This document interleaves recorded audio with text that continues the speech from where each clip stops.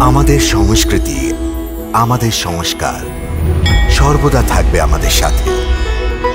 ভারতের মহান গ্রন্থ আর কাব্যের সম্পূর্ণ সংকলন। সাবস্ক্রাইব করুন তিলক।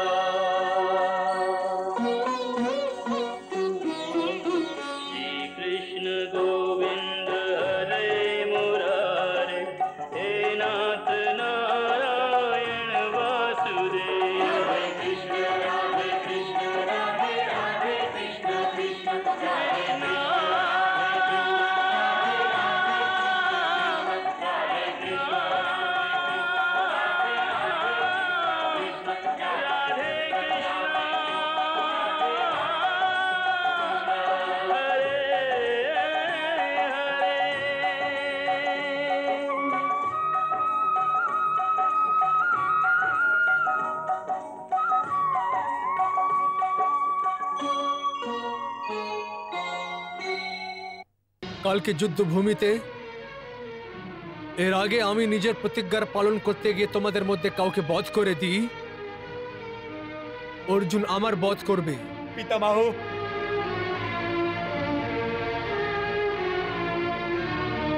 প্রিয় পার্থ, তুমি আমার বলা রণনীতিকে অবলম্বন করে বিজয়শ্রী প্রাপ্ত করো।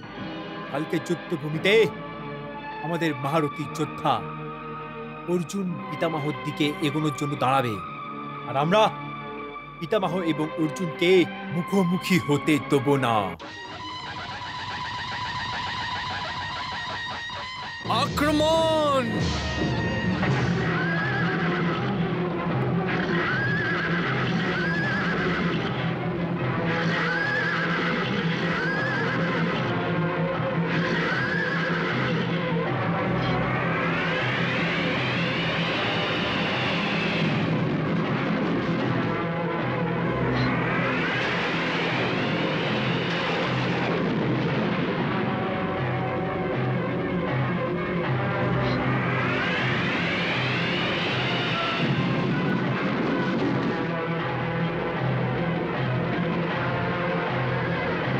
পার্থ, দুর্যোধনের চালকে বোঝো।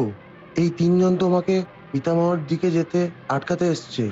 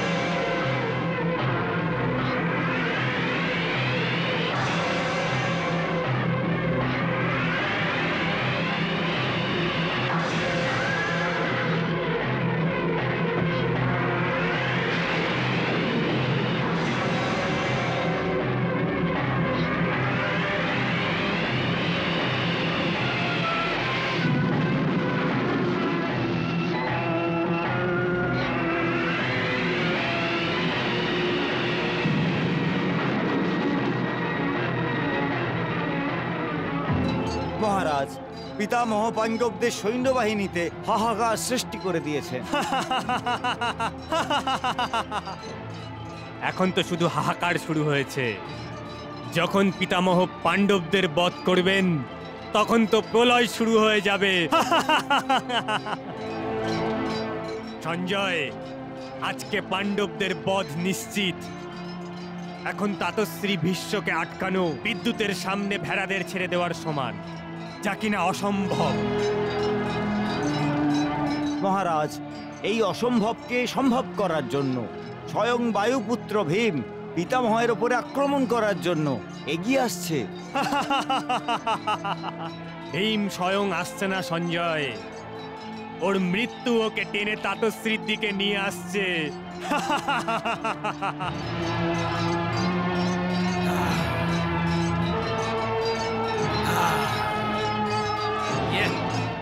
পিতামহ, আপনার প্রতিজ্ঞার পালন করার সময় চলে এসছে। ভীম ভীম স্বয়ং আপনার সম্মুখে এসছে। ওকে প্রাণ বাঁচিয়ে বেরিয়ে যাওয়ার অবসর দেবেন না, দেবেন না।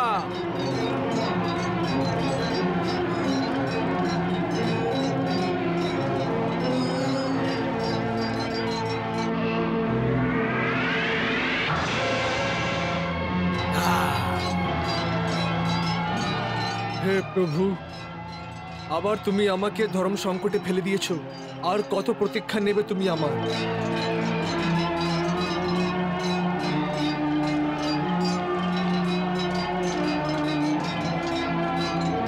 দুর্যোধন তো জন্ম থেকেই বুদ্ধির শত্রু। এটা জেনে যে আমি পৃথিবীকে পাণ্ডবহীন করার প্রতিজ্ঞা নিয়েছি, ও আমার সাথে যুদ্ধ করতে এসে গেছে। বুঝতে পারছে না যে আমার বধ করার জন্য অর্জুনকে আগে কেন পাঠানো হয়নি। সাবধান পিতামহ! প্রভু, এখন আপনি ভীমে রক্ষা করুন। পিতামহ, নিজের প্রতিজ্ঞাকে স্মরণ করুন। বধ করে দিন ভীমকে, বধ করে দিন।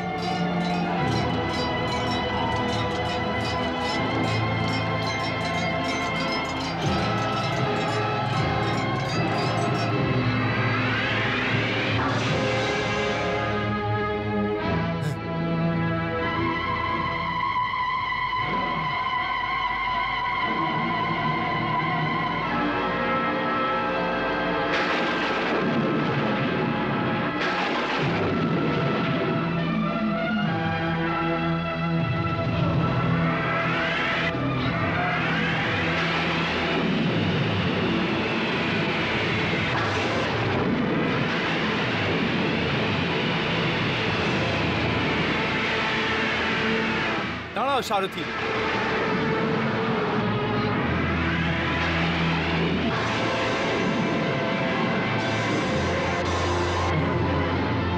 পিতামহ, আমি আপনাকে যুদ্ধের জন্য আগমন করছি।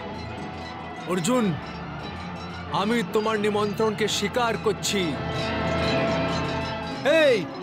এই অর্জুন এইখান পর্যন্ত কি করে চলে এসছে? একে পিতামহর সম্মুখে কেন আসতে দিয়েছো? ওকে দাঁড় করাওনি কেন?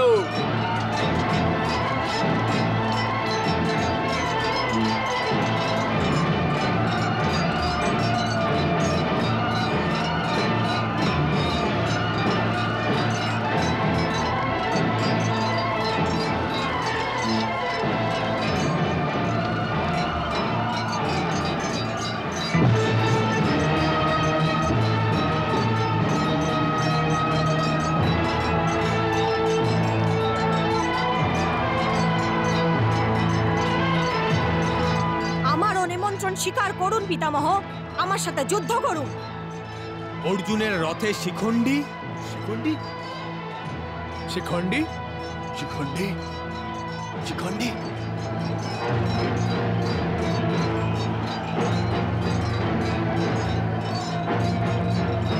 এটা কি ধরনের চাল চলছে এই পাণ্ডবরা? শিখণ্ডী? শিখণ্ডী অর্জুনের রথে কি করছে? সঞ্জয়, পিতামহ কি শিখণ্ডীর নিমন্ত্রণকে স্বীকার করেছে? না মহারাজ, পিতামহ তো যুদ্ধ করতে করতে দাঁড়িয়ে পড়েছেন। সম্মুখে একজন স্ত্রীকে দেখে পিতামহের ধনুক বাণ নত হয়ে গেছে। পিতামহ, আমার সাথে যুদ্ধ করুন। পিতামহ, আপনি থেমে গেলেন কেন? ধনুকে তীর চাড়িয়ে নিচে রেখে দিলেন কেন? দুর্যোধন, আমি কোনো স্ত্রীর উপরে হাত ওঠাতে পারি না, সেই জন্য আমি শিখণ্ডীর সাথে যুদ্ধ করতে পারবো না। ও আমার এবং অর্জুনের মাঝখানে অর্জুনের রক্ষা কবচ হয়ে দাঁড়িয়ে আছে, তাহলে আমি কি করে তীর চালাতে পারি?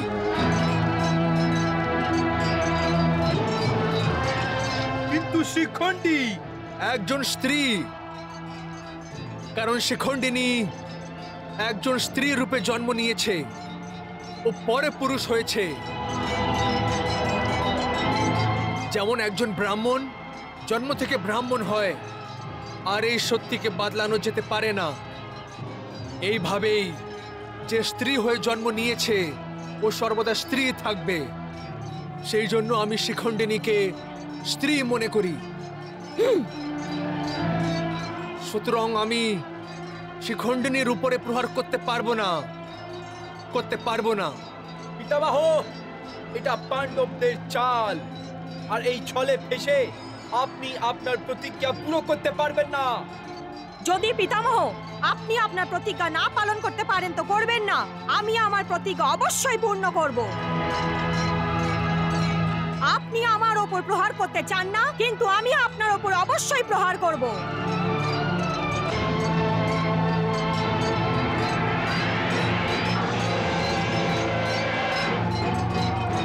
শিখণ্ডী! হ্যাঁ,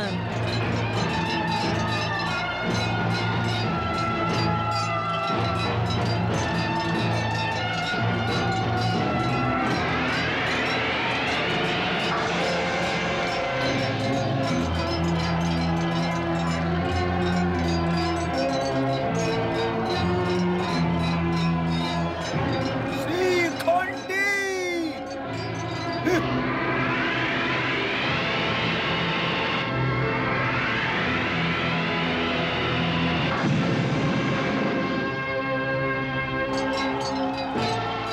বাবু, দুঃশাসন, মহারাজ শৈলরাজ, পিতামহ শিখণ্ডীকে একজন স্ত্রী মানেন তো কি, কিন্তু আমরা তো ওকে একজন পুরুষ ভেবে মনে করি। সেই জন্য আমরা তো ওর উপর ওয়ার করতেই পারি। চলো সবাই মিলে শিখণ্ডীকে মেরে ফেলে দাও, না হলে পিতামহর বদ্ধ হয়ে যাবে। বধ! শিখণ্ডীকে রক্ষা করো, কৌরবদের আক্রমণ থেকে শিখণ্ডীকে বাঁচাও। অর্জুনকে সাহায্য করার জন্য ওদের যুদ্ধে ব্যস্ত করে দাও।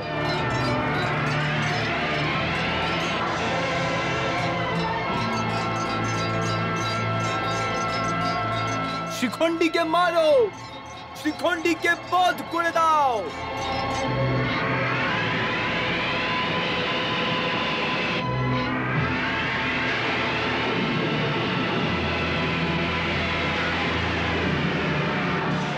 শিখণ্ডীকে রক্ষা করো। পার্থ, এটাই উচিত অবসর পিতামহকে বধ করার। যদি তুমি এই অবসর হাত থেকে যেতে দাও, তাহলে মনে করো পাণ্ডবদের বধ নিশ্চিত, কারণ বাধ্য হয়ে পিতামহ নিজের প্রতিজ্ঞা অবশ্যই পুরো করবেন। শিখণ্ডীকে বধ করো, শিখণ্ডীকে রক্ষা করো।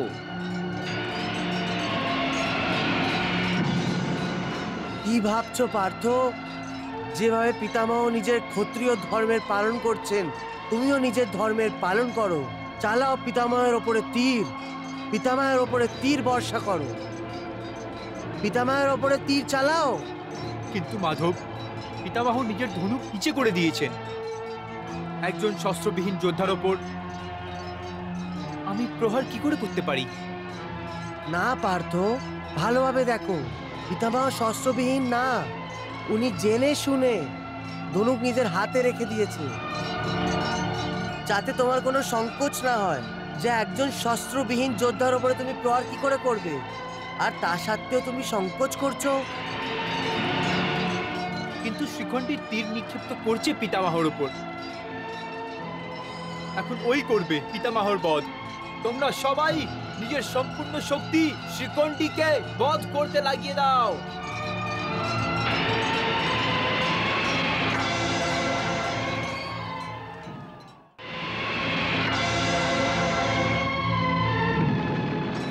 পার্থ, শিখণ্ডীর তীরে এত শক্তি নেই যে ও পিতামহের কবচ ভাঙতে পারবে।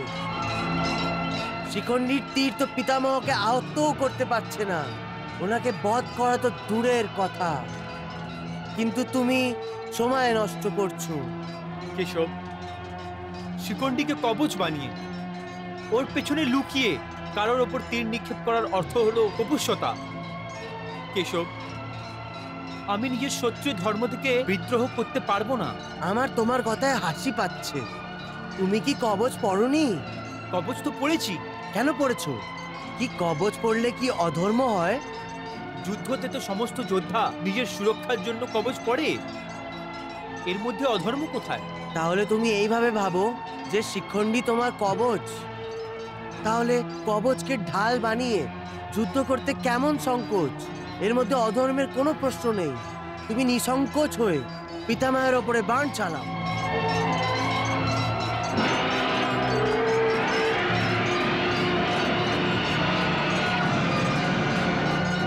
যদি এই সময় তুমি পিতামহকে বধ না করো, তাহলে তোমার 4 জন ভাইদের মৃত্যুর জন্য তুমিই দায়ী হবে। দুটোর মধ্যে একটি কথা মেনে নাও, ইয়া তো পিতামহকে বধ করো অথবা তোমার 4 জন ভাইদের মৃত্যুর মুখে ফেলে দাও। 4 জন ভ্রাতার মৃত্যু? হ্যাঁ পার্থ, ওদের জন্য তো পিতামহের একটি তীরই পর্যাপ্ত।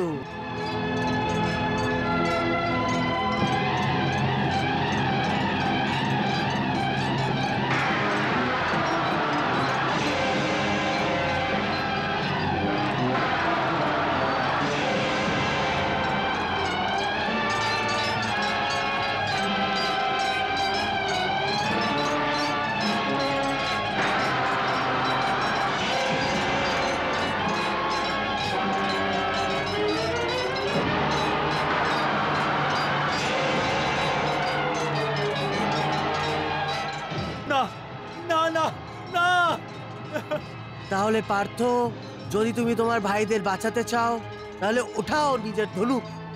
পিতামহ তোমার তীরের প্রতীক্ষা করছেন।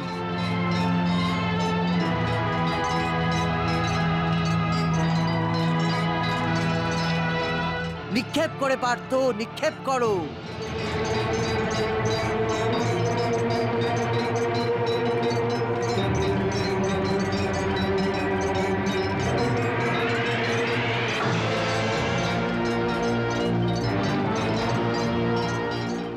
পুরুষ অর্জুন, শিখণ্ডীকে সম্মুখে রেখে তুমি পিতামার সাথে যে যুদ্ধ করছো, ওটা সরাসরি অধর্ম, অধর্ম। বাহ যুবরাজ, বাহ! ছোটবেলা থেকে এখন পর্যন্ত তুমি কখনো ধর্মের রাস্তা অবলম্বন করনি, আর এখন ধর্ম এবং অধর্মের কথা বলছো। যদি আপনার জন্য শকুনি মামা ছাকা ফেলতে পারে, তাহলে অর্জুনের জন্য শিখণ্ডী ও কবচ হতে পারে। এর মধ্যে কোনো অধর্ম নেই। অর্জুন ধর্মযুদ্ধই করছে। থেমে গেলে কেন পার্থ? চালাও ওর তীর।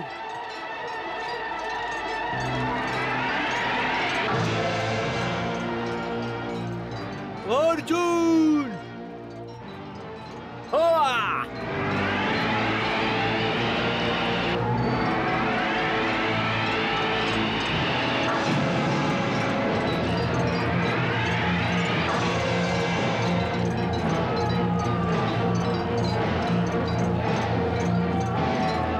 পার্থ, আক্রমণের গতি বাড়িয়ে দাও।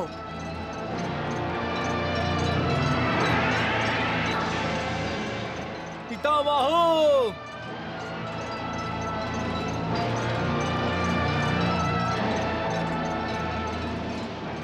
এই জন্যই আমার ভয় ছিল কৃপাচার্য, এই জন্যই ভয় ছিল। হ্যাঁ আচার্য, এখন আমার মনও ভয়ে ব্যাকুল হয়ে গেছে। আচার্য, এখন পরিস্থিতি আমাদের হাত থেকে বেরিয়ে যাচ্ছে। হ্যাঁ কৃপাচার্য, পরিস্থিতি গম্ভীর হয়ে গেছে। পিতামহ ভীষ্ম শিখণ্ডীর ওপরে প্রহার করবেন না, আর অর্জুন শিখণ্ডীকে কবচ বানিয়ে শেষ পর্যন্ত পিতামহকে বধ করে দেবে।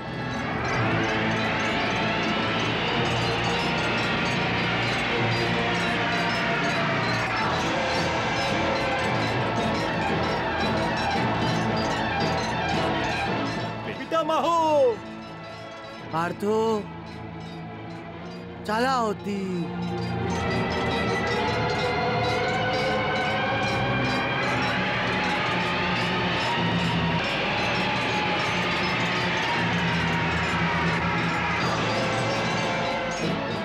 পিতামহ!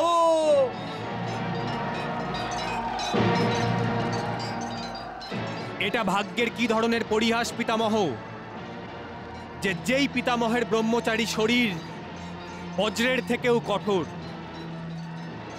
ওই শরীর শিখণ্ডীর তীর খেয়ে ছিদ্র হচ্ছে। না আচার্য, যে তীর আমার শরীরকে ভেদ করছে ওই সব তীর শিখণ্ডীর না। যেই তীরের স্পর্শ বজ্র এবং বিদ্যুতের মতো কষ্ট দিচ্ছে, যা সম্পূর্ণ শরীরে বিষ ছড়াচ্ছে, ওই তীর শিখণ্ডীর হতে পারেই না। অবশ্যই এই তীর অর্জুনের গান্ডীব থেকে বের হয়েছে। আমি থামাবো এই তীরকে পিতামহ, আমি থামাবো। না আচার্য, না। এই তীরের গতি বায়ু থেকেও তীব্র। কেউ একে আটকাতে পারবে না আচার্য। এটা অবশ্যই ওই অর্জুনেরই তীর, যাকে দেবতা এবং দানবরা মিলেও পরাজিত করতে পারবে না।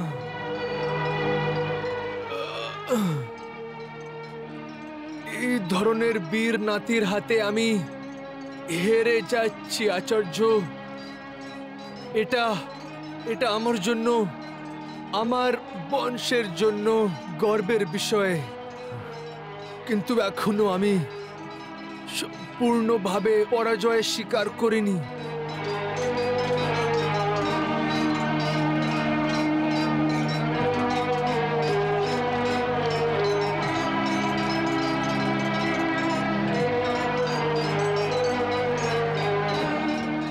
হে ভগবান শ্রীকৃষ্ণ, যদি আপনি এটাই চান, তাহলে আমি যুদ্ধ থেকে নিজের শরীরকে সরিয়ে নিয়ে যাচ্ছি।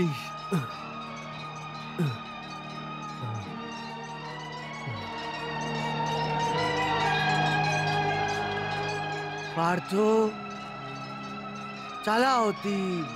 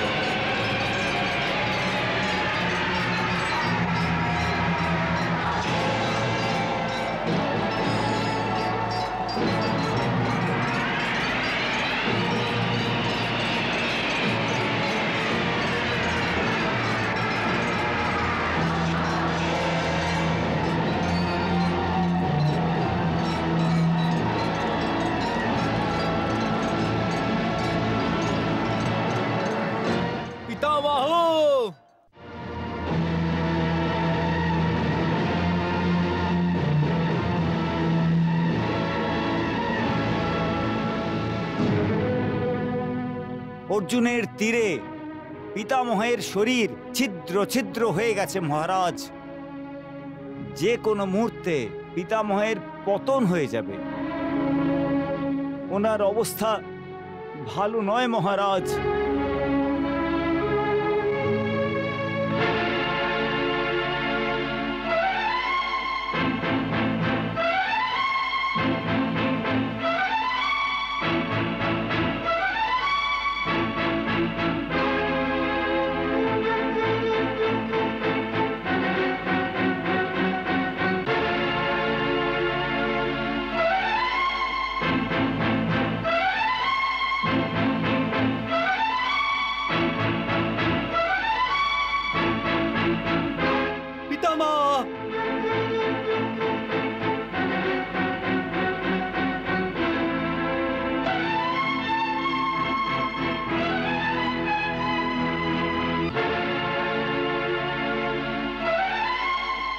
পিতামহ হয়ে গেছে, পিতামহ হয়ে গেছে, পিতামহ হয়ে গেছে,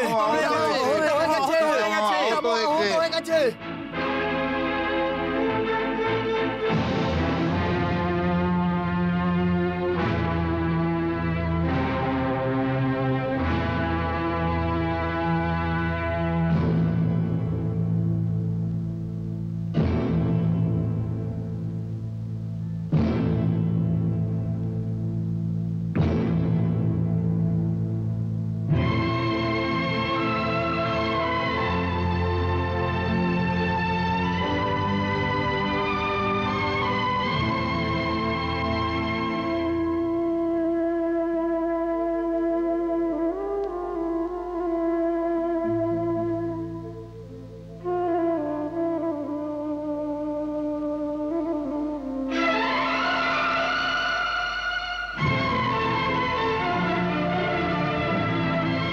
পিতামহ, পিতামহ,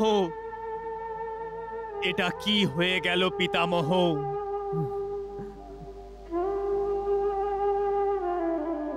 মহারাজ, মহারাজ, মহারাজ, মহারাজ, নিজেকে সামলান মহারাজ, মহারাজ। পিতামহ, পিতামহ, পিতামহ,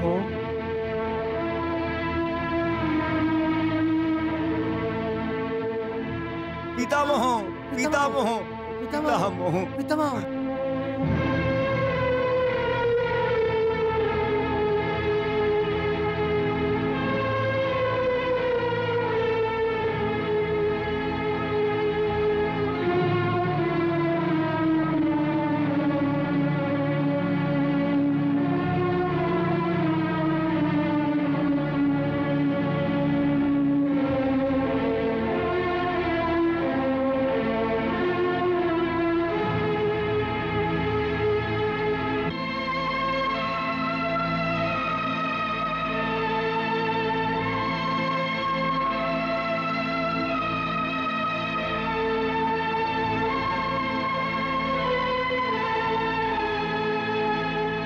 আমার প্রিয় পুত্র, তোমাদের সবাইকে স্বাগত জানাচ্ছি।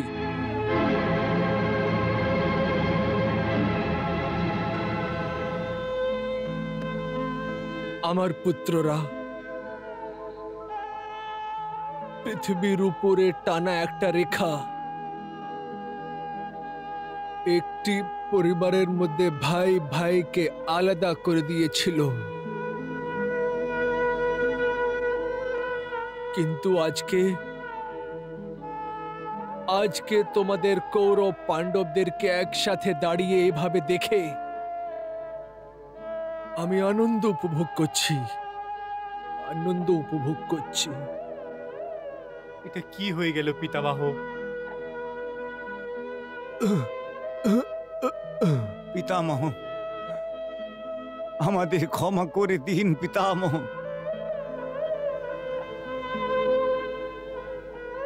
পিতামহ,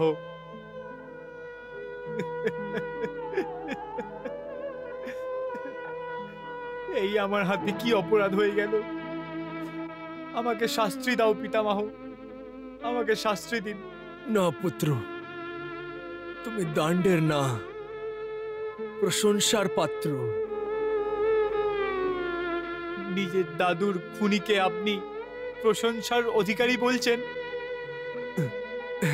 হ্যাঁ পুত্র, কারণ তুমি একজন ক্ষত্রিয় ধর্ম পালন করেছ।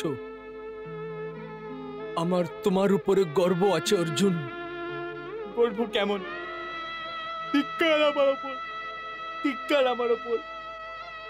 আর এই ক্ষত্রিয় ধর্ম কেমন যে আমাদের আদর করার দাদু হত্যা করার জন্য বাধ্য করে দেয়?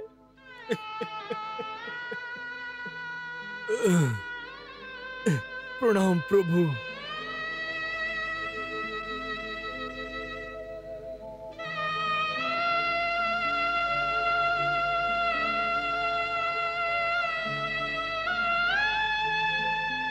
প্রণাম। আপনি আমাকে মারার জন্য সুদর্শন চক্র ধারণ করেছিলেন, কিন্তু আমাকে না মেরে হতাশও করেছিলেন। আমি আপনার তীরে মরে তখনই পরিত্রাণ পেতে পারতাম, কিন্তু আপনি আমার জন্য এই সম্মানের মৃত্যু নিশ্চিত করে রেখেছিলেন। আমি জানি না যে আমার পরে কোনো বীরকে তীরের শইয়ায় এইভাবে শুয়ে মৃত্যুকে আলিঙ্গন করার ভাগ্য নিয়ে আসবে কিনা, কিন্তু এই শইয়াতে একটি কমতি আছে প্রভু, বালিশ নেই মাথার নিচে। আমার ঘাড়ে ব্যথা হচ্ছে।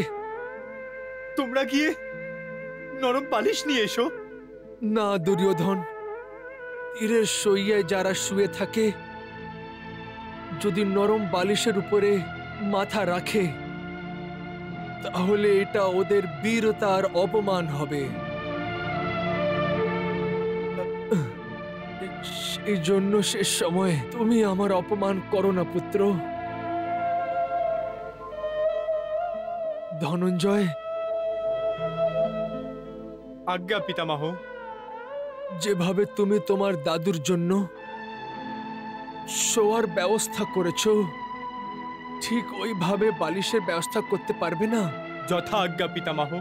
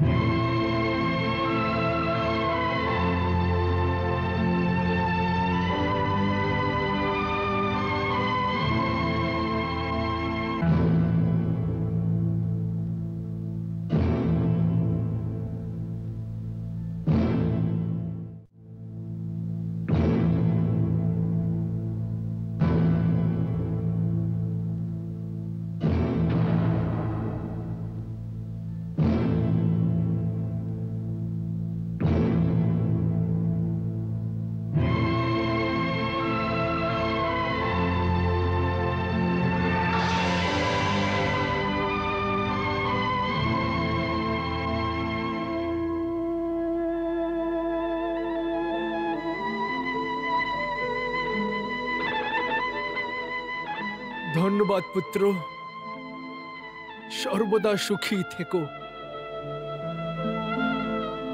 পিতামহ, আপনি সর্বদা আমাদের সুখের ইচ্ছে করেছেন। ছোটবেলা থেকে আপনি আমাকে সুখী সুখ দিতে এসেছেন। ওই সুখ আমি কি করে ভুলতে পারবো, যখন আপনি নিজের উরুকে বালিশ বানিয়ে আমাকে স্নেহ ভরা হাত দিয়ে ঘুমিয়ে পড়াতেন, আর আমি আপনার জন্য তীরের বালিশ, তীরের বিছনা বানিয়ে দিয়েছি।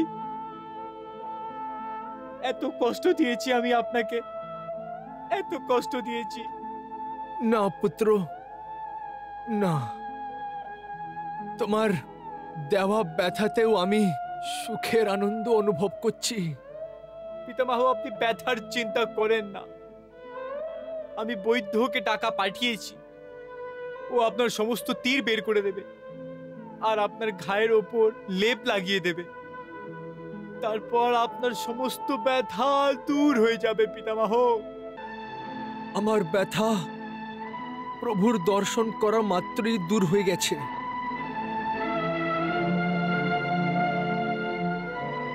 দেহ আর আত্মার ব্যথাকে দূর করার জন্য শ্রীকৃষ্ণ থেকে বড় কি কেউ হতে পারে এই সংসারে? পিতামহ। দুর্যোধন,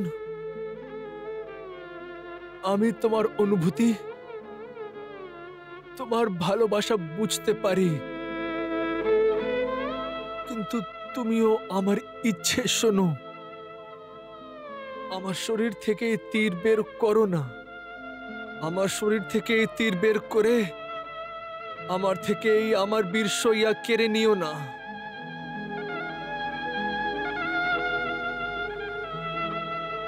এটাই আমার সম্মান আছে। এই ধরনের সম্মান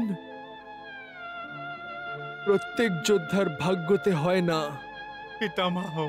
দুর্যোধন, আমি চাই যে যে আমার অন্তিম সংস্কার আমারই এই তীরের শయ్যার সাথে করা হোক।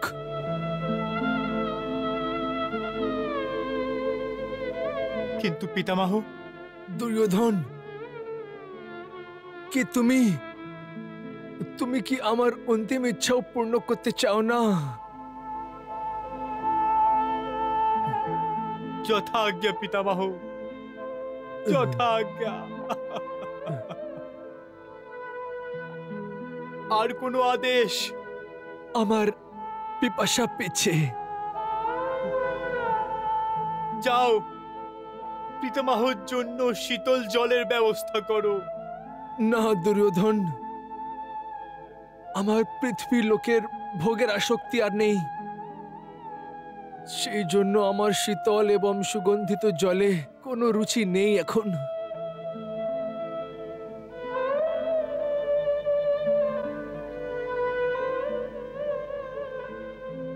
তুমি দেখতে পাচ্ছ তো, এই পৃথিবী থেকে আমার শরীরের সম্বন্ধ ভেঙে গেছে।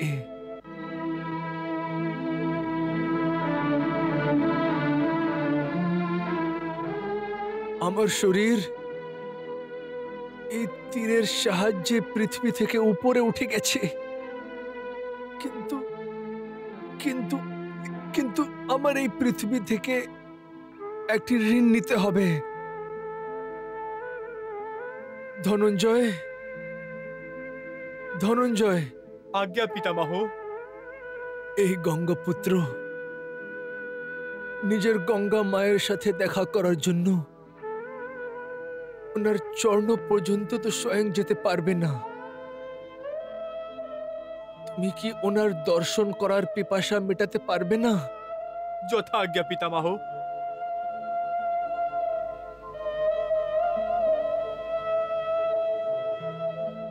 পিতামহ, আপনার আজ্ঞার পালন প্রভুর আজ্ঞা নিয়ে করতে যাচ্ছি। विष्णु पाद प्रसुताशी वैष्णुवी नाम धारणी पाहि माम सर्वतां गंगा त्रिपुतगामिनी।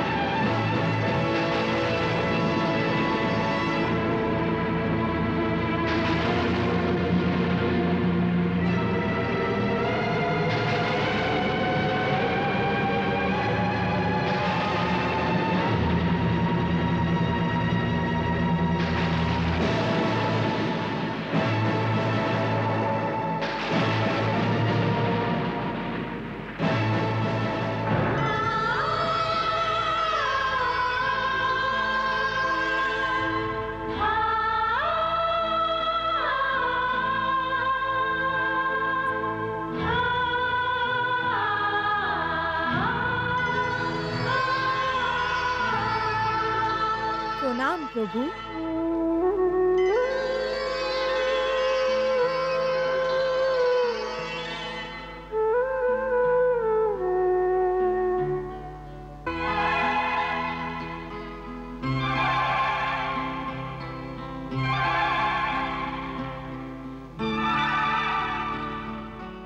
প্রণাম মাতে।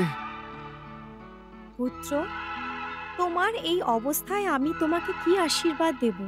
মা, আপনার আশীর্বাদ তো সর্বদা আমার সাথে আছে। ব্যাস, এর থেকে বেশি আমার আর কি চাই? আপনার দর্শন পেয়ে মন, আত্মা সবকিছু তৃপ্ত হয়ে গেছে।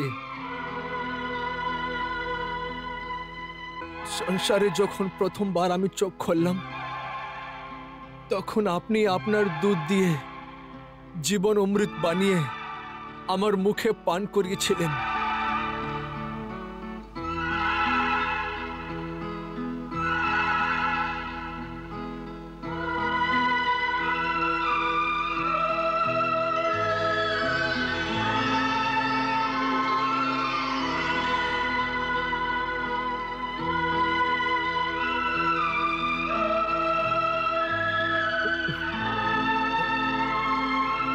ধন্যবাদ মা।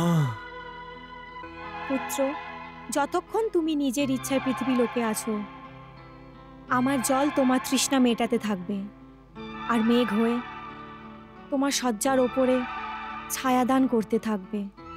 মা, মন তো বলছে যে আমিও আপনার সাথে এই সংসারকে ছেড়ে যাই, কিন্তু না, এখন আমাকে এই পৃথিবীতে কিছু কর্তব্যের পালন করতে হবে। যতক্ষণ পর্যন্ত তুমি এইভাবে ব্যাকুল আর দুঃখী আছো, ততক্ষণ আমার মনও তোমার জন্য ব্যাকুল থাকবে।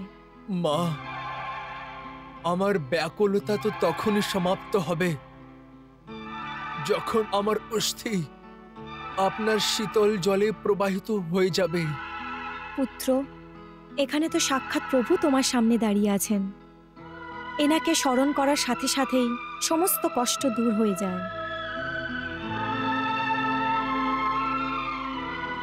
প্রভু, আমার এই পুত্রের রক্ষা করুন, এর কল্যাণ করুন। তথাস্তু।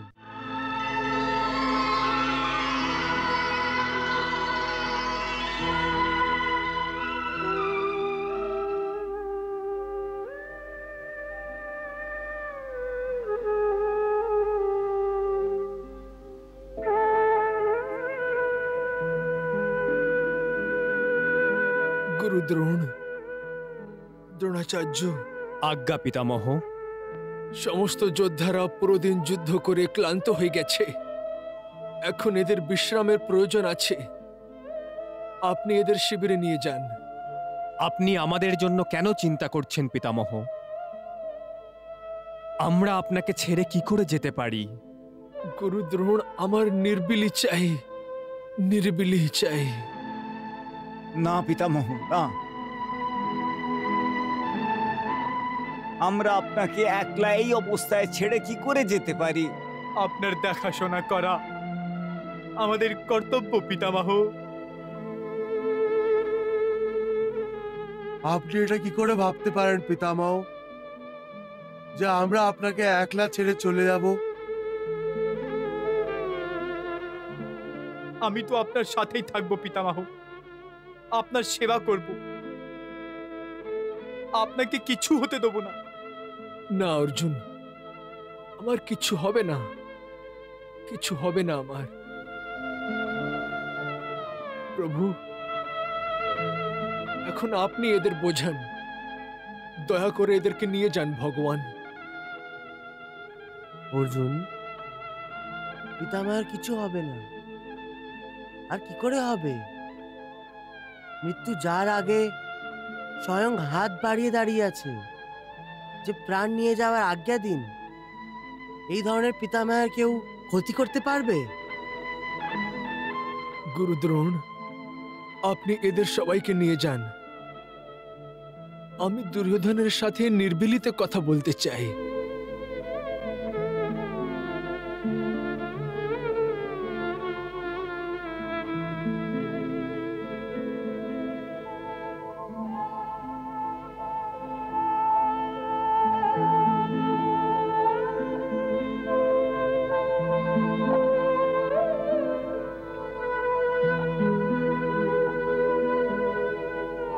দুর্যোধন, যথাজ্ঞা পিতামহ।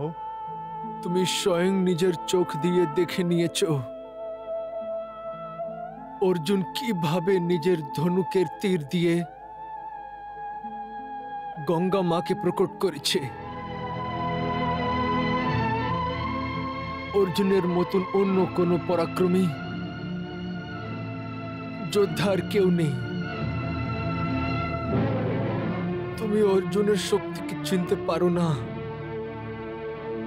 অর্জুনের কাছে ওইসব ভয়ঙ্কর দিব্য অস্ত্র আছে যাকে শুধু দেবতা অথবা স্বয়ং ভগবান কৃষ্ণই জানে।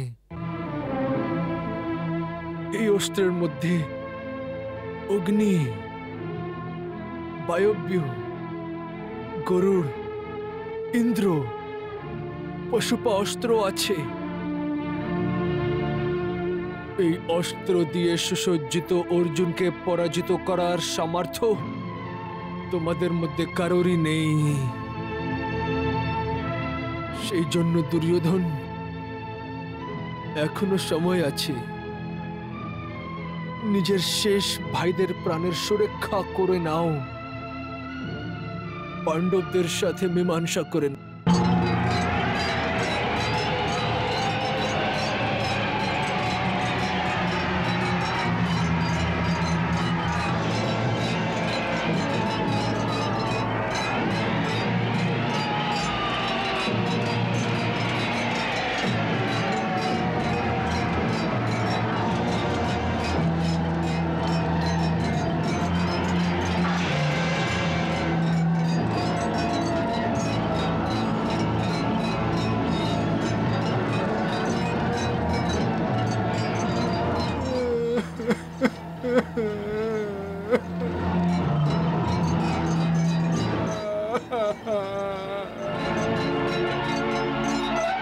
পিতামহ আহত হয়ে গেছে, পিতামহ আহত হয়ে গেছে, পিতামহ আহত হয়ে গেছে, পিতামহ।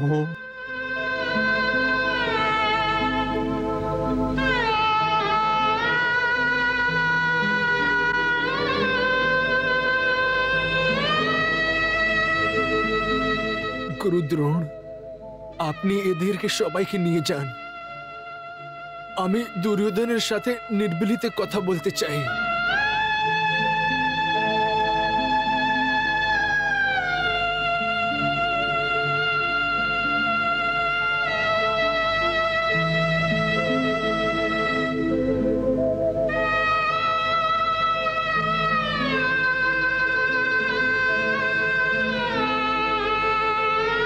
দুর্যোধন, যথাজ্ঞা পিতামহ।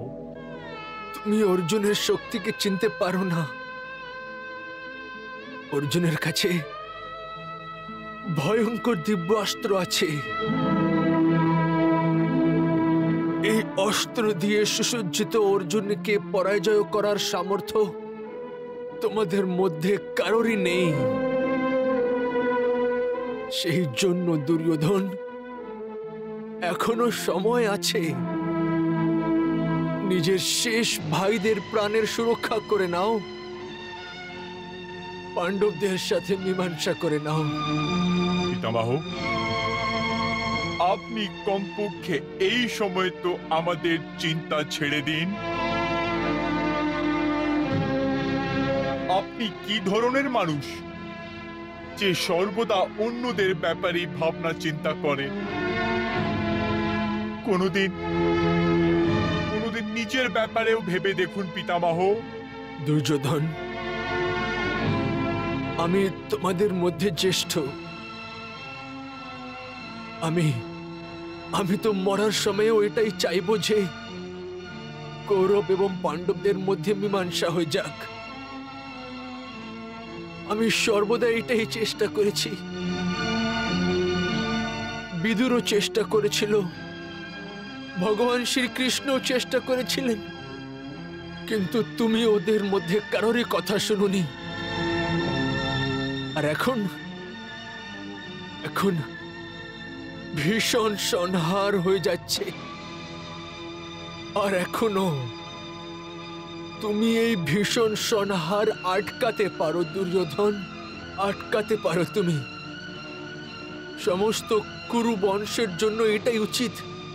তুমি সন্ধি করে নাও, তুমি সন্ধি করে নাও বৎস। দুর্যোধন, আমি চাই না যে আমার চিতার পর কুরুক্ষেত্রতে আর কোনো চিতা জ্বলুক। পুত্র, আমি চাই যে সব সময়ের জন্য চোখ বন্ধ করার আগে যে রাজারা অন্য রাজার বিরোধ করছে তারা আলিঙ্গন করুক, পিতা পুত্রকে আলিঙ্গন করুক, ভাগ্নে মামাকে আলিঙ্গন করুক, শিষ্য গুরুকে আলিঙ্গন করুক, ভাই ভাইকে বুক জাড়িয়ে ধরুক। তুমি চুপ করে কেন দুর্যোধন?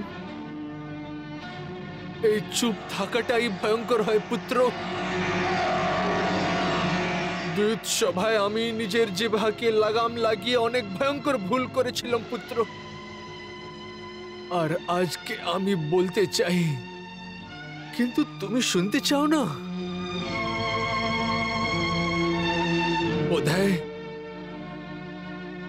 তুমি কিছু ভাবছো পুত্র। ভাবো, হ্যাঁ ভাবো পুত্র। তোমার সিদ্ধান্ত নেবার জন্য সময় চাই না? আমি দেওয়ার জন্য তৈরি আছি।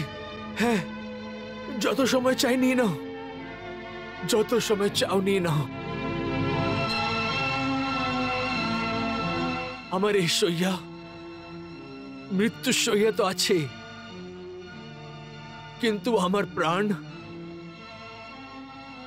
আমার মৃত্যুর অধীনে না, আমার অধীনে আছে।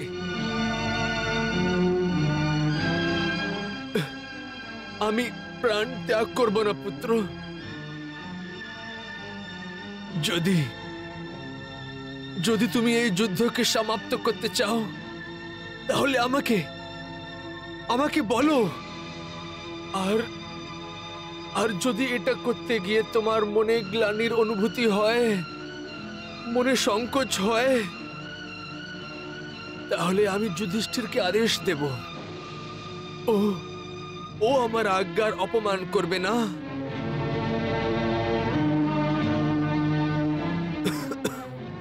আর যদি তুমি এই যুদ্ধটা করতে চাও, তাহলে আমি এই যুদ্ধকে থামানোর জন্য আদেশ দিয়ে যুধিষ্ঠির অপমান করব না। এই অধর্ম করতে পারবো না, এই অধর্ম করতে পারবো না। এই রাজ সিংহাসনও অনেক বড় খারাপ জিনিস, এর থেকে বাঁচার চেষ্টা করো। যদি আমার উপদেশ না মেনে চলো, তাহলে শেষ পর্যন্ত পশ্চাতাপ করার সুযোগ পাবে না। কারণ পশ্চাতাপ করার জন্য জীবন শেষ হওয়ার প্রয়োজন হয় পুত্র, শেষ হওয়ার প্রয়োজন হয়।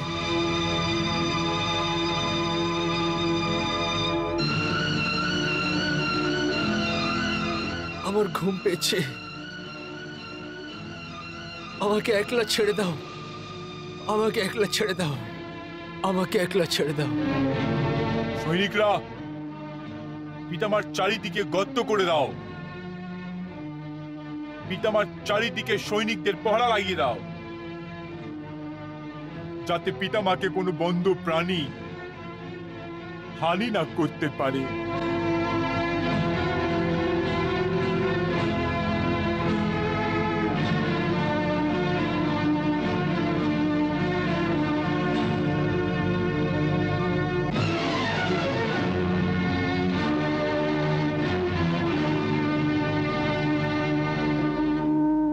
মহারাজ, পিতামহের নিষ্ক্রিয় হয়ে যাওয়ার পর এমন মনে হচ্ছে যে আজকে হস্তিনাপুর অনাথ হয়ে গেছে।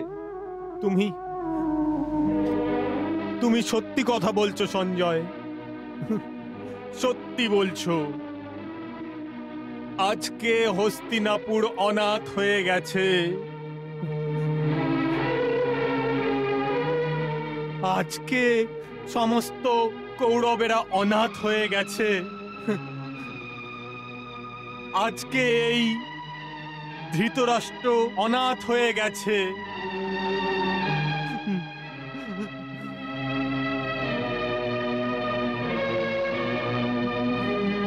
গান্ধারী সত্যি কথাই বলেছিল সঞ্জয়, কি কৌরব আর পাণ্ডবদের মধ্যে যেই জিতুক না কেন, হার আমাদেরই হবে।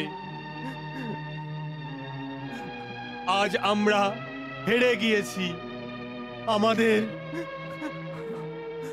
সম্পূর্ণ পরাজয় হয়ে গেছে, সম্পূর্ণ পরাজয়। হ্যাঁ মহারাজ। গান্ধারী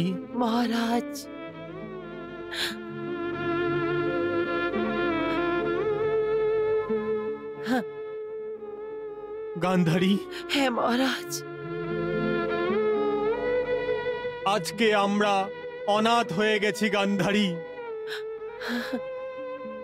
হ্যাঁ মহারাজ, ওই অশুভ বার্তাকে শুনে আমার মনে হলো যে আজ আমি আমার নিজের পিতাকে হারিয়ে ফেলেছি। এই অনর্থের কারণ আমি গান্ধারী, আমি। এরকম বলবেন না মহারাজ, এরকম বলবেন না। হ্যাঁ গান্ধারী, হ্যাঁ, আমি নিজের পুত্র ধর্মের পালন করিনি। এর পরিণাম আজ পিতামহর অন্ত্যেষ্টি হতে চলেছে। গান্ধারী, আমি একজন খুনি, আমি খুনি গান্ধারী। আমি পিতামহের হত্যা করেছি। না মহারাজ, শান্ত হয়ে যান মহারাজ, শান্ত হয়ে যান। তাতশ্রী ত্যাগের একজন আদর্শ মূর্তি ছিল। ওনার ছত্রছায়া থেকে আমার এইভাবে স্বার্থপর হয়ে যাওয়া আমার জীবনের সবচেয়ে বড় দুর্ভাগ্য।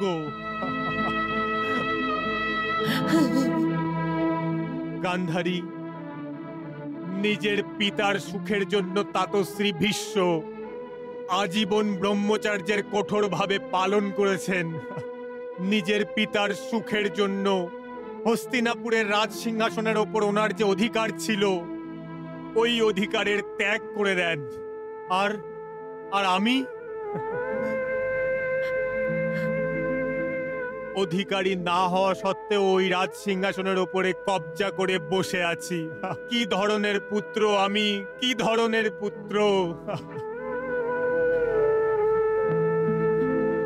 এই ধৃতরাষ্ট্রকে কুটিল রাজনীতি আর স্বার্থপরতা জন্ম দিয়েছে। মহারাজ, এই যুদ্ধ আমি আরম্ভ করেছি গান্ধারী, আর আমার জন্যই সমস্ত কুরুবংশ সর্বনাশের শেষ সীমানায় দাঁড়িয়ে আছে। পিতামহের শরীরে যত তীর লেগেছে, ওই সমস্ত তীর আমার শরীরে ঢোকা উচিত ছিল। ওই সাজা আমার হওয়া উচিত ছিল গান্ধারী, আমার হওয়া উচিত ছিল। মহারাজ, মৃত্যু শয্যায় ওনার কত ব্যথা হচ্ছে হবে। আজীবন যার সামনে পেছনে সেবক থাকতো, উনি সর্বদাই নিজের পুত্র এবং নাতিদের মধ্যেই ছিলেন, যে এখন একলা হয়ে গেছে, কখনো একলা ছিল না। ওই পিতামহ ভীষ্ম, ওই কুরু বংশের শ্রেষ্ঠ দেবব্রত ভীষ্ম আজ রণভূমিতে একলা পড়ে আছে, ক্ষুধার্ত তৃষ্ণার্ত হবেন। কে ওনার সেবা করবে? কে ওনার সেবা করবে? মহারাজ,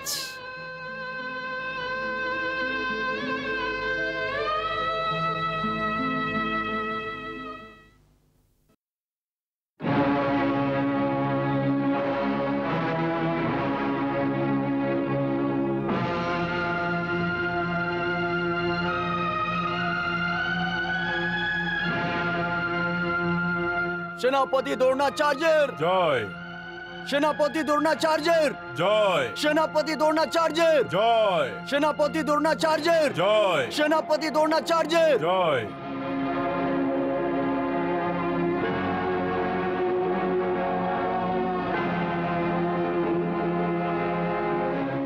গুরুদেব, এই তারবাড়ির সাথে আমি কৌরবদের মান, সম্মান এবং অভিমান আপনার হাতে দিয়ে দিচ্ছি। এর রক্ষা করুন গুরুদেব। যুবরাজ, বিশ্বাস রাখুন, আমার হাতে কৌরবদের মান, সম্মান এবং অভিমান ওইভাবে সুরক্ষিত থাকবে যেভাবে পিতামহ ভীষ্মের হাতে সুরক্ষিত ছিল। আমি প্রাণ দিয়ে দেব, কিন্তু কৌরবদের সম্মানের কোনো ক্ষতি হতে দেব না। এই প্রতিজ্ঞার সাথে আমি কৌরবদের সেনাবাহিনীর সেনাপতির পদ গ্রহণ করছি।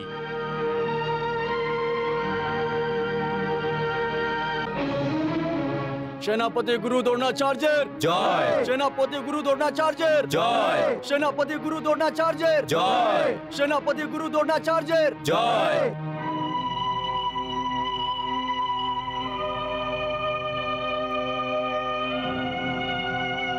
পিতামহের পরে গুরু দ্রোণাচার্যের সেনাপতি হওয়া আমাদের জন্য চিন্তার বিষয় কেশব। বড় ভ্রাতা, আমার দৃষ্টিতে এটা চিন্তার বিষয় আছেও, আর নাও বলতে পারো। চিন্তার বিষয় বলছো আবার নাও বলছো, এটা কি বলছো কেশব? বড় ভ্রাতা, আমি ঠিক বলছি। গুরু দ্রোণ শাস্ত্র বিদ্যায় সংসারের সর্বশ্রেষ্ঠ গুরু, এটা সত্যি, আমরা সবাই জানি।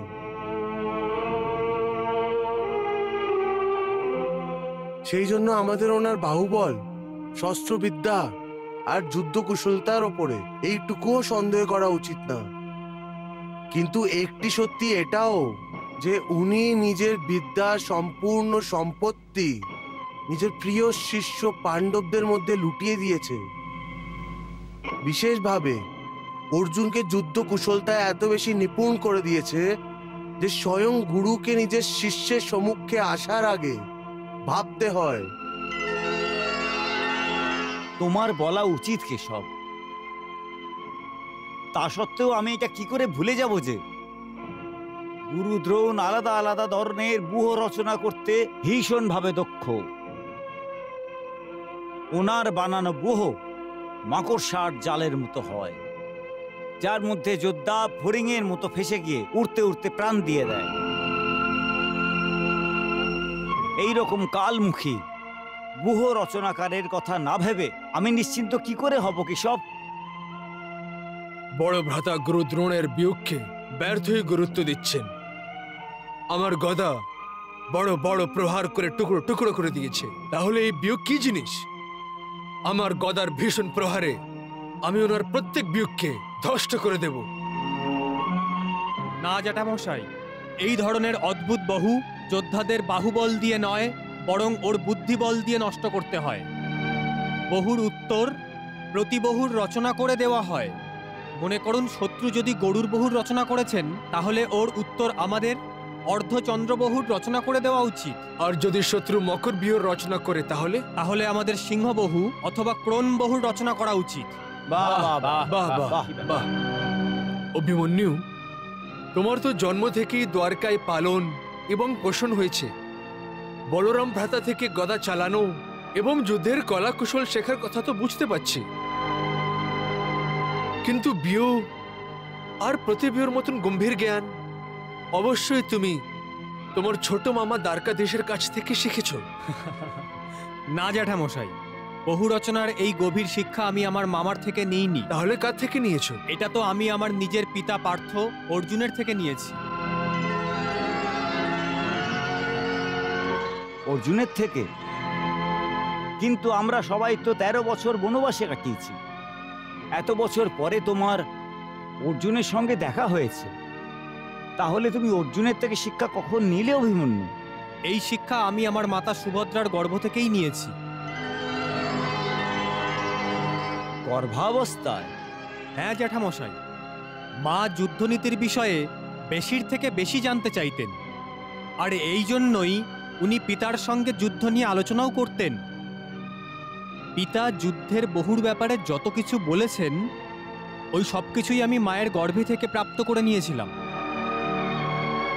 বাহ ভাইপো বাহ, তুমি তো জন্ম থেকেই যোদ্ধা হয়ে গেছো। এখন আমাদের গুরু দ্রোণের চিন্তা করতে হবে না। চিন্তা তো আমাদের অবশ্যই করা উচিত, কিন্তু মহাবীর কর্ণের, কাল থেকে কর্ণ কৌরবদের সেনার মধ্যে অন্তর্ভুক্ত হয়ে যুদ্ধ করবে। এসব কর্ণের যুদ্ধে অন্তর্ভুক্ত হওয়া আমাদের জন্য চিন্তার বিষয় না, খুশির বিষয়। আমার এই বিষয়ের প্রতীক্ষা ছিল। আমার তুনীরের একটা বার ওই সুতপুত্রকে ভেদ করার জন্য ব্যাকুল হয়ে রয়েছে।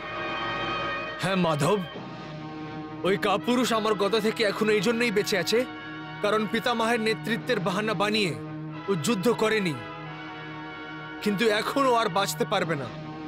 কালকেও কি আমার গদার মুখোমুখি অবশ্যই হতে হবে। না ভীম ভ্রাতা, না, কারণ আমার শত্রু ও আমার শিকার। কালকে ওর সামনা অর্জুনের সাথে হবে, শুধু অর্জুনের সাথে।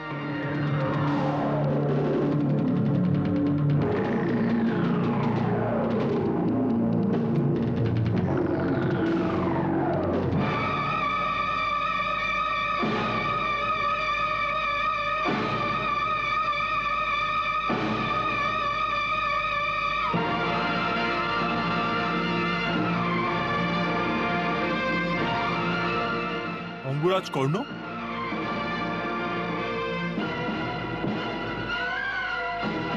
এসো মিত্র, এসো, বসুন মামাবাবু।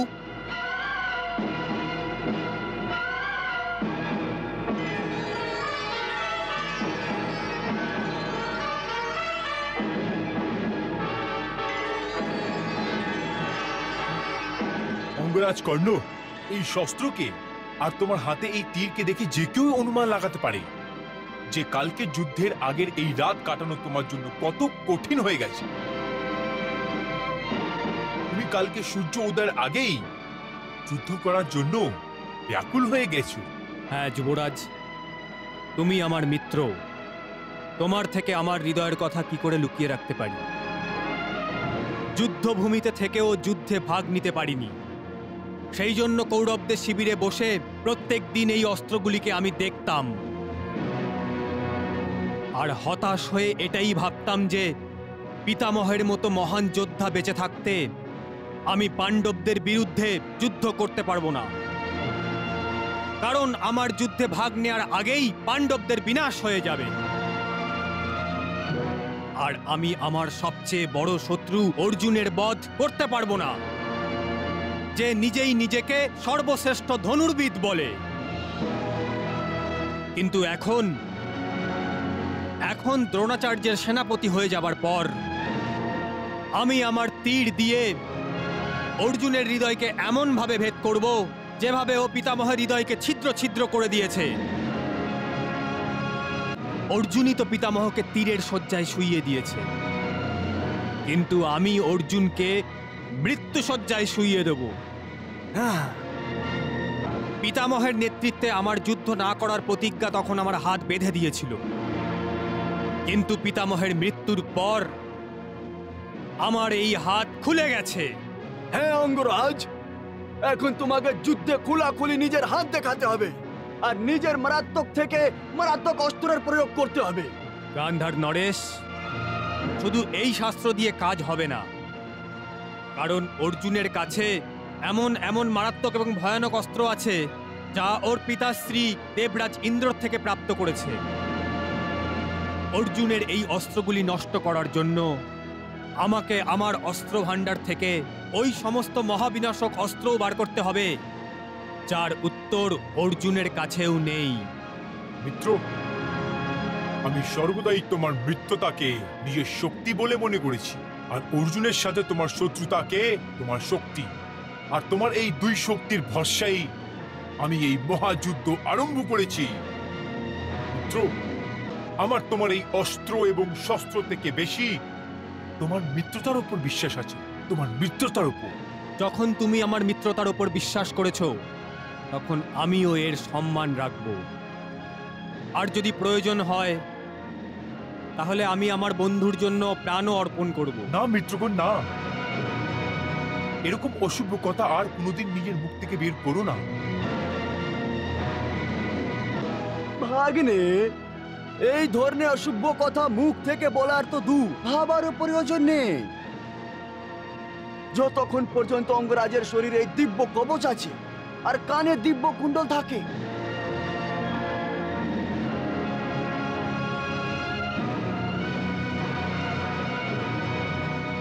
অর্জুনকে দেবেন্দ্রের দেওয়া শস্ত্র কথা তো ভুলে যাও।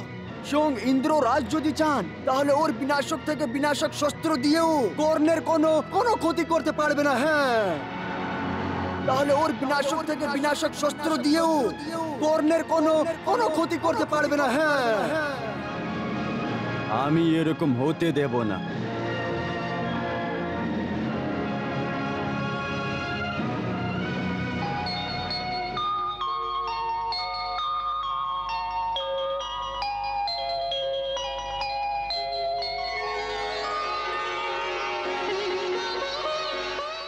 প্রণাম প্রভু।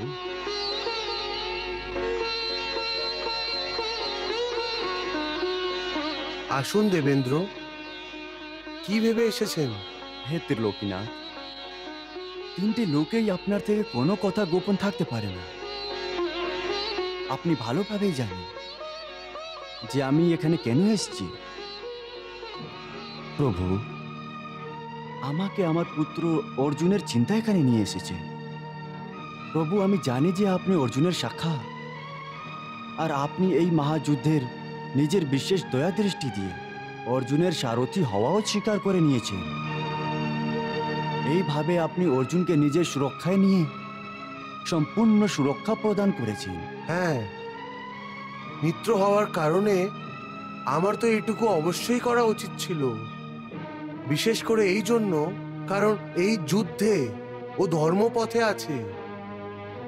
কিন্তু তুমি এইসব জানো, তাও অর্জুনের চিন্তা করছো।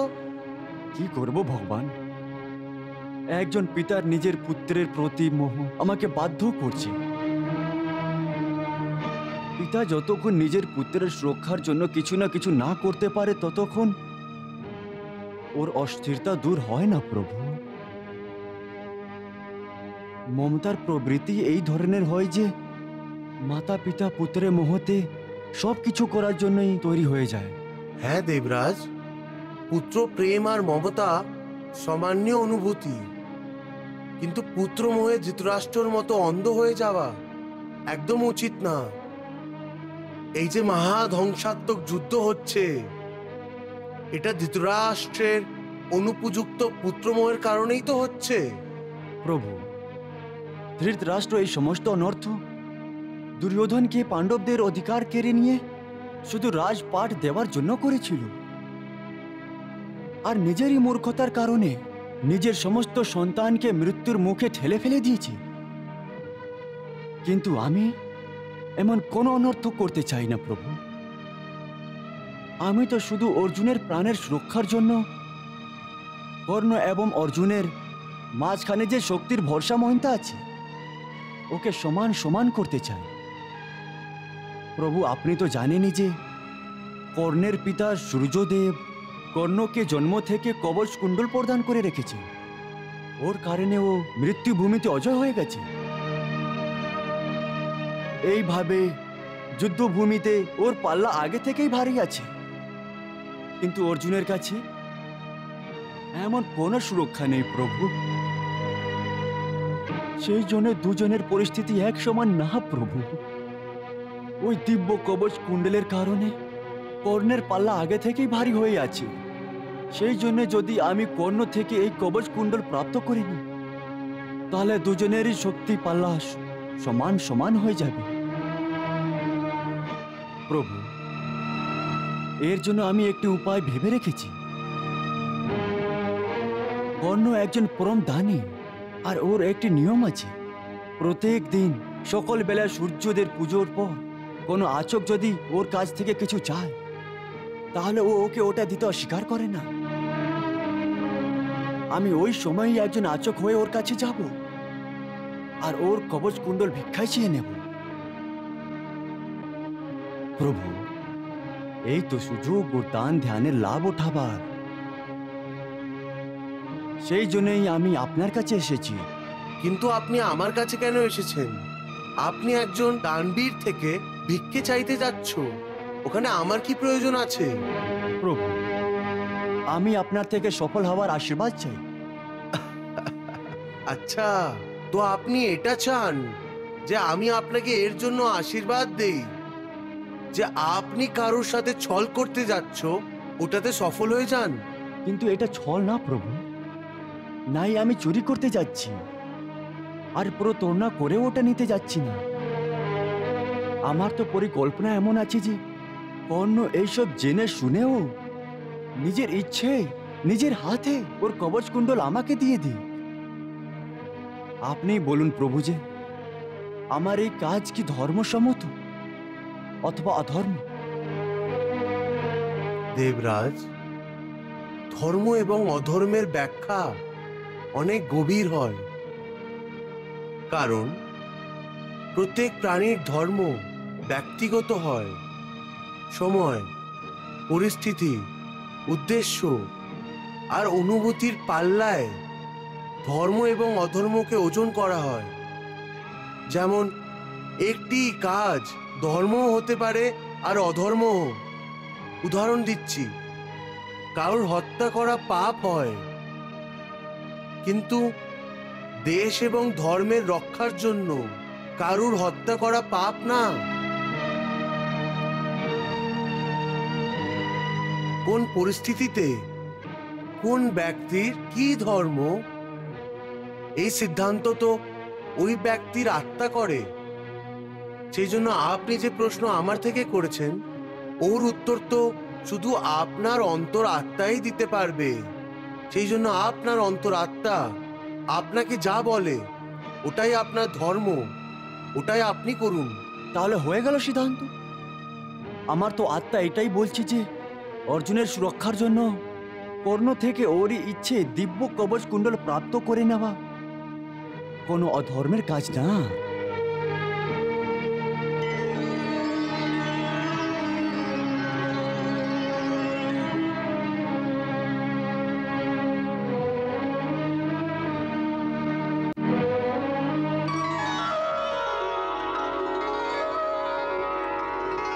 প্রণাম।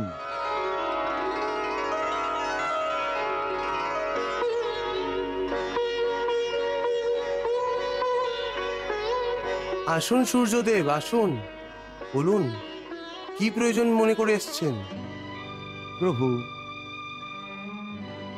আমার চিন্তার কারণ ওটাই, যা দেবরাজ ইন্দ্রের নিজের পুত্রের সুরক্ষা। দেবেন্দ্র নিজের পুত্রের সুরক্ষার জন্য আমার পুত্র কর্ণের কবচ কুণ্ডল ছল করে প্রাপ্ত করতে যাচ্ছে। তা সত্ত্বেও আপনি ওকে আটকাননি। সূর্যদেব, আমি একজন পিতাকে তার পুত্রের সুরক্ষা করার জন্য কি করে আটকাতে পারি? এটা তো ওর ধর্ম। কিন্তু প্রভু, দেবেন্দ্র যখন নিজের পুত্রের সুরক্ষা করতেন যাচ্ছেন আর আমার পুত্রের সুরক্ষা নষ্ট করতে যাচ্ছেন, এটা কি ধরনের ধর্ম প্রভু? দেবরাজ যখন কর্ণের থেকে কবচ কুণ্ডল চাইবেন তখন ওর প্রাণ তো সংকটে পড়ে যাবে। এখন আপনিই বলুন যে আমি কি করব? আপনি একজন পিতার ধর্মের পালন করুন। দেবেন্দ্র নিজের পুত্রের সুরক্ষার ব্যবস্থা করছেন, আপনি নিজের পুত্রের সুরক্ষার উপায় ভাবুন। কিন্তু দেবরাজ তো কাল সকালবেলাই কর্ণ থেকে কবচ কুণ্ডল ভিক্ষা চাইতে যাচ্ছেন। মন তো চাইছে কাল সূর্যোদয়ই হতে না দিই, কিন্তু আমি সৃষ্টির নিয়ম ভঙ্গ করব না। নিজের পুত্রের জন্য এত বড় অনর্থ করার কোনো প্রয়োজনই নেই। এখন সকাল হতে সময় লাগবে, আপনি এক্ষুনি যান আর কর্ণকে এটা বলে দিন যে দেবেন্দ্র ওর সাথে কি ধরনের ছল করতে যাচ্ছেন। এইভাবে আপনি আপনার পুত্রকে আবার থেকে সুরক্ষা প্রদান করতে পারবেন। বাহ প্রভু, বাহ! আপনি তো আমার চিন্তারই সমাধান করে দিলেন। ধন্যবাদ প্রভু, আপনি ধন্য। প্রভু, আপনার থেকে আজ্ঞা পেয়ে গেছি। এখন আমি নিজের পুত্রের কাছে গিয়ে দেবেন্দ্রর ষড়যন্ত্র থেকে সাবধান করছি। প্রণাম প্রভু।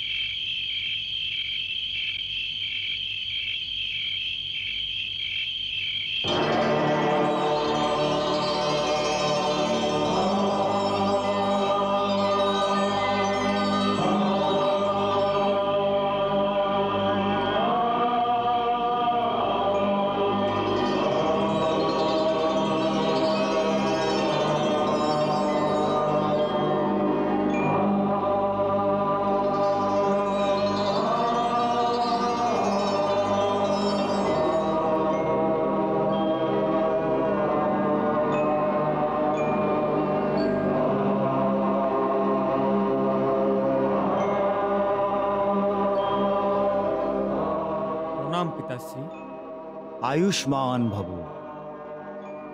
পিতাশ্রী, আপনাকে চিন্তিত দেখাচ্ছে, কি ব্যাপার?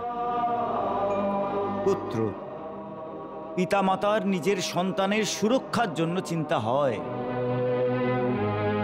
পিতাশ্রী, আপনার মুখ থেকে আমার প্রতি চিন্তার এই শব্দ শুনে আমার বড় আনন্দ হচ্ছে। আমাদের দুর্ভাগ্য এটা যে পিতা পুত্রের সাথে থাকতে পারেনি। আপনি দেবতা, সেই জন্য আপনি অসহায় ছিলেন, কিন্তু আমি তো একজন সাধারণ মানুষ। সেই জন্য আমার এই দুঃখ তো ছিল যে আপনি একজন সাধারণ পিতার মতো আমার বড় হওয়া পর্যন্ত আমাকে লালন পালন করেননি, কিন্তু আপনি আমাকে অসহায়ও ছাড়েননি। আমার প্রাণের রক্ষার জন্য দিব্য শক্তি দিয়ে জন্ম থেকে এই কবচকুণ্ডল আমাকে উপহার হিসেবে দিয়েছেন। এই কবচ আমার শরীরের অখণ্ডিত ভাগ। এর থাকার জন্য আমার মনে হয় যেন আমার পিতা সর্বদা নিজের বুকে জড়িয়ে রেখেছে। আর সেই জন্য আমি সংসারের সমস্ত শক্তি আর সমস্ত বিপত্তি থেকে সুরক্ষিত আছি। পুত্র, তুমি নিজের অনুভূতিকে প্রকট করে আমার মন থেকে অনেক বড় বোঝা সরিয়ে দিয়েছ। এই কবচের মাধ্যমে আমি তোমাকে সুরক্ষা প্রদান করে নিজের দায়িত্ব পালন করেছিলাম, কিন্তু এখন এমন একটি ঘটনা হতে চলেছে যার কারণে তোমার এই কবচকুণ্ডল কেড়ে নেবার ভয় দেখতে পাচ্ছি। এর জন্যই আমি তোমাকে সতর্ক করতে এসেছি। এই পৃথিবীতে কার মধ্যে এত সাহস আছে যে আমার থেকে আমার পিতার প্রেমের চিহ্ন ছিনিয়ে নিতে পারে? আমি একজন যোদ্ধা পিতাশ্রী, আর এই পৃথিবীতে আমার মতো অন্য কোনো যোদ্ধা নেই। কর্ণ, তুমি অবশ্যই একজন বীর যোদ্ধা, কিন্তু এটা ভুলে যেও না, ইন্দ্রপুত্র অর্জুন তোমারই সমান একজন যোদ্ধা। তা সত্ত্বেও যতক্ষণ পর্যন্ত তোমার শরীরে এই কবচকুণ্ডল আছে, অর্জুনের মারাত্মক বাণও তোমার জন্য দেবতাদের ওপর ছড়ানো ফুলের মতো মনে হবে। তাহলে অর্জুন আমার থেকে আমার কবচকুণ্ডল ছিনতে চায়, কিন্তু ও কেড়ে নিতে পারবে না। অর্জুন নয়, আসলে অর্জুনের পিতা দেবরাজ ইন্দ্রের চোখে তোমার এই কবচকুণ্ডল চক্ষুশূল হয়ে গেছে। তাই ও চায় কুরুক্ষেত্রের মহাসংগ্রামে যখন তোমার সম্মুখে অর্জুন থাকবে, তখন অর্জুন তোমাকে যেন বধ করে দেয়। কিন্তু আমার প্রাণের থেকে প্রিয় কবচকুণ্ডল আমি ওনাকে কেন দেব? তুমি নিজের ইচ্ছেতেই দেবে। নিজের ইচ্ছে? হ্যাঁ কর্ণ, যেভাবে আমি সূর্যের আলো সমস্ত সংসারকে দান করে থাকি, ওইভাবেই দান ধর্মের এই গুণ আমার পুত্র হওয়ার কারণে তোমার মধ্যেও এসে গেছে। আমার গর্ব হচ্ছে যে তুমি একজন দানবীর। দেবরাজ ইন্দ্র তোমার এই গুণেরই লাভ ওঠাবার জন্যে একজন ব্রাহ্মণের বেশে তোমার থেকে কবচকুণ্ডল ভিক্ষা চাইতে আসবে, আর তুমি ওর কথা অমান্য করতে পারবে না। তাহলে কি আপনি এটা চান যে আমি মানা করে দিই? হ্যাঁ পিতাশ্রী, এটা আপনার পুত্রমোহ। আমার ভালোবাসায় আপনি ভুলে যাচ্ছেন যে সূর্যের আলোর রূপেই আপনি সমস্ত সংসারকে জীবন দান করেন।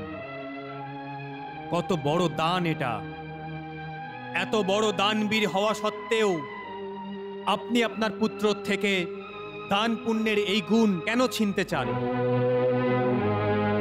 না পিতাশ্রী, না। এটা তো একটা ভালো অবসর, যখন আমি আমার পিতার সত্যিকারের পুত্র হওয়ার প্রমাণ ছেড়ে যাব। দেবরাজ ইন্দ্র তো আমার প্রাণকে রক্ষা করা কবচটি চাইতে আসছেন। ভিক্ষায় যদি উনি আমার প্রাণও চান, তাহলেও চোখ বন্ধ করে আমি তা দান করে দেব। আজ পর্যন্ত যারা আমার থেকে যা চেয়েছে আমি তাদের তাই দিয়েছি। তাহলে এখন শুধু নিজের প্রাণের রক্ষার জন্য আমি আমার ধর্ম কেন ছাড়ব? আমি একজন যোদ্ধা পিতাশ্রী, কাপুরুষ না। পুত্র, মানুষের মধ্যে দান ধর্মের অনুভূতি শুধু আদরের নয়, পূজনীয় বটে। কিন্তু এটা কি ধরনের দান যাতে দানির প্রাণ সংকটে এসে যায়? এটা তো আত্মহত্যা, কোনো দান নয়। পিতাশ্রী, দান কোনো ব্যবসার মতো ওজনের পাল্লায় ওজন করে করে দেওয়া হয় না। ওই দানি দানি নয় যে নিজের পয়সা গুনে গুনে কারোর থলেতে রাখে আর বদলে পুণ্য অর্জন করার অনুভূতি রাখে। আর সত্যিকারের দানি তো সে যে নিজের যাচকের প্রয়োজন পূর্ণ করার জন্য চোখ বন্ধ করে ওর কাছে যা আছে সব সেই থলিতে ঢেলে দেয়। আর এমনিও চাওয়ার পর না দেওয়া দান ধ্যানের অপমান করা হয়।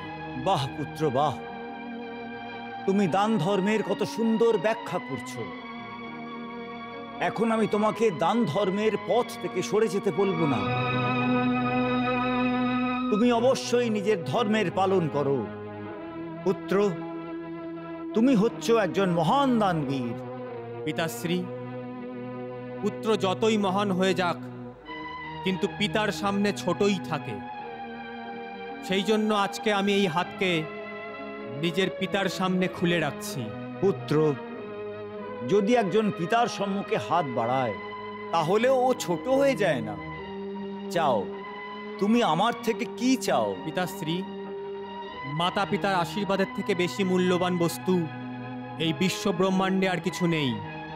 আপনি আমাকে আশীর্বাদ দিন যে কুরুক্ষেত্রের মহাযুদ্ধে আমি যেন শক্তি এবং বীরত্ব দেখাবার অবসর পাই। আর আপনি সমস্ত সংসারকে এটা গর্ব করে বলতে পারেন যে কর্ণ আমার পুত্র ছিল। কল্যাণ হোক তোমার।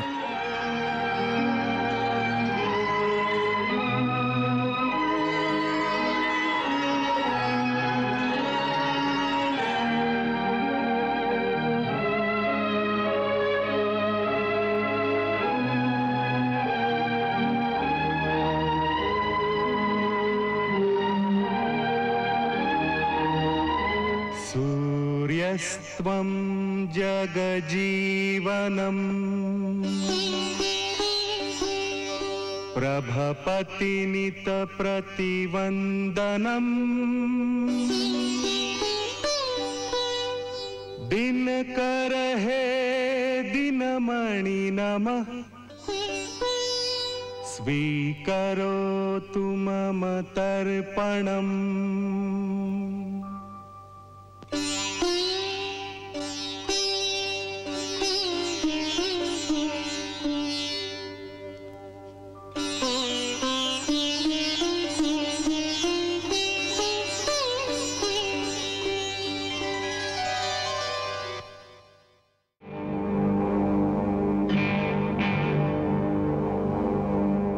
আজকে কেউ ভিক্ষা চাইতে আসেনি। আমার জীবনে এরকম অশুভ দিন কখনো আসেনি যখন আমি কোনো যাচক বা কোনো ভিক্ষুক ব্রাহ্মণকে ভিক্ষা দেইনি। না, এরকম হতে পারে না।